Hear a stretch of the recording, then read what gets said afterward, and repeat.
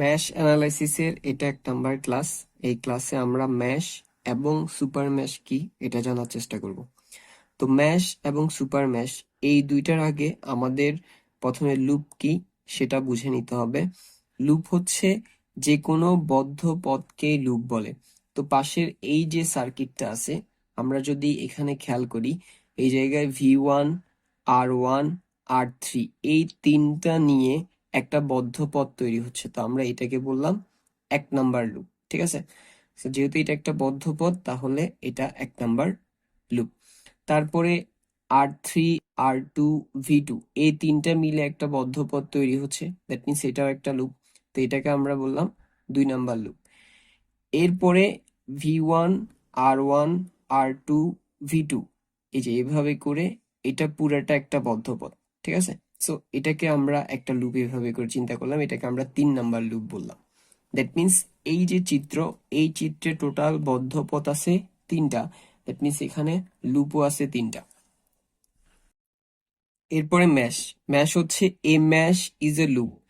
Mash হলো একটা loop that does not contain, যেখানে থাকে না এনি আদার লুপ, যেখানে অন্য কোনো লুপ থাকে না উইথিন ইট, এটার ভেতরে। দ্যাট মিনস ম্যাশ হচ্ছে এমন একটা লুপ যেটার ভেতরে অন্য আর কোনো লুপ থাকে না। তো আমরা পাশের এই চিত্রের একদম বাইরের এই 3 নাম্বার লুপটাকে যদি দেখি, দেখবো এটার ভেতরে আরো 2টা লুপ আছে, একটা হচ্ছে 1 নাম্বার লুপ আর একটা হচ্ছে 2 নাম্বার লুপ। যেহেতু 3 নাম্বার লুপের ভেতরে আরো লুপ আছে, দ্যাট মিনস 3 নাম্বার লুপকে আমরা ম্যাশ বলতে পারবো না। বাট 1 নাম্বার আর 2 নাম্বার এই দুইটা লুপের ভেতরে আর অন্য কোনো লুপ নাই, দ্যাটস ওয়াই 1 নাম্বার লুপ আর 2 নাম্বার লুপ এই দুইটাকে আমরা ম্যাশ বলতে পারবো। তাহলে এই সার্কিটে আমাদের ম্যাশ হচ্ছে কয়টা? 2টা, একটা হচ্ছে 1 নাম্বারটা আর একটা হচ্ছে 2 নাম্বারটা। তাহলে যেই লুপের ভেতরে অন্য আর কোনো লুপ থাকবে না বা থাকে না, সেই লুপটাকে আমরা ম্যাশ বলবো।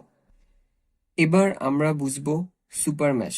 সুপার ম্যাশের এখানে সংজ্ঞায় বলছে, এ সুপার ম্যাশ রেজাল্টস, একটা সুপার ম্যাশ গঠিত হয় when টু ম্যাশেস, যখন দুইটা ম্যাশ হ্যাভ এ, দুইটা ম্যাশের থাকে একটি কারেন্ট সোর্স, একটা কারেন্ট সোর্স ইন কমন।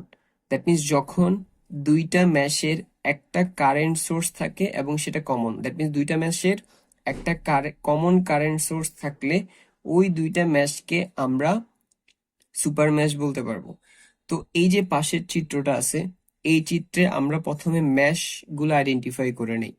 এখানে এই যে V1, R1, R4, I1 এই 4টা মিলাই একটা ক্লোজ পথ তৈরি হচ্ছে এবং এটার ভেতরে আর কোনো ক্লোজ পথ নাই। দ্যাট মিনস এই ক্লোজ পথটাকে আমরা একটা ম্যাশ বলতে পারি। সো এটাকে ধরলাম আমরা 1 নাম্বার ম্যাশ। তারপরে R4, R2, R3 আর I1 এই 4টা মিলায় একটা ক্লোজ পথ তৈরি হচ্ছে বা লুপ তৈরি হচ্ছে এবং এটার ভেতরে আর কোনো লুপ নাই। দ্যাট মিনস এটাকেও আমরা একটা ম্যাশ বলতে পারবো এবং এটাকে ধরলাম 2 নাম্বার ম্যাশ। তো আমরা যদি খেয়াল করি এবার এখানে 1 নাম্বার ম্যাশ এবং 2 নাম্বার ম্যাশ, এই দুইটা ম্যাশের মাঝখানে একটা কমন কারেন্ট সোর্স আছে, যেমনটা এখানে বলছে to mesh have a current source in common. That means দুইটা ম্যাশের একটা কমন কারেন্ট সোর্স থাকবে। তো এই জায়গাতেও এই 1 নাম্বার আর 2 নাম্বার এই দুইটা ম্যাশের মাঝখানে একটা কমন কারেন্ট সোর্স আছে, যেটা হচ্ছে I1। তাহলে আমি বলতে পারি যে এই জায়গার এই 1 নাম্বার ম্যাশ আর 2 নাম্বার ম্যাশ মিলাই একটা সুপার ম্যাশ ফর্ম করবে, যেটা দেখতে এরকম হবে। যখন এই দুইটা ম্যাশ মিলাই কোনো সুপার ম্যাশ ফর্ম হবে বা গঠিত হবে, তখন তাদের মাঝখানের কারেন্ট সোর্সওয়ালা ব্রাঞ্চটা থাকবে না। দ্যাট মিনস এখন এখানে এটা হচ্ছে একটা সুপার ম্যাশ। সো এটা এইভাবে করে কনসিডার হবে। দ্যাট মিনস আমরা, এটা 1 নাম্বার ম্যাশ ছিল, এটা 2 নাম্বার ম্যাশ ছিল। সো এখানে এটা পুরাটা হচ্ছে এখন, এটা পুরাটা হচ্ছে এখন একটা সুপার ম্যাশ, ঠিক আছে। এটা এইভাবে করে কনসিডার করবো আমরা।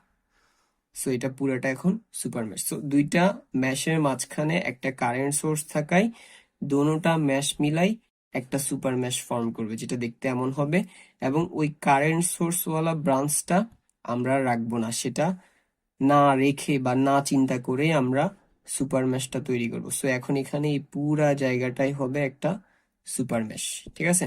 এবং খেয়াল রাখতে হবে এই জায়গায় যে কারেন্ট সোর্সের কথা বলছে সেটা ডিপেন্ডেন্টও হতে পারে অথবা ইন্ডিপেন্ডেন্টও হতে পারে। তো এই জায়গায় এই যে কারেন্ট সোর্সটা, আমরা জানি কারেন্ট সোর্সের মধ্যে যদি গোল চিহ্নওয়ালা থাকে, এমন গোল চিহ্নওয়ালা থাকে, তাহলে সেটা হচ্ছে ইন্ডিপেন্ডেন্ট, ঠিক আছে?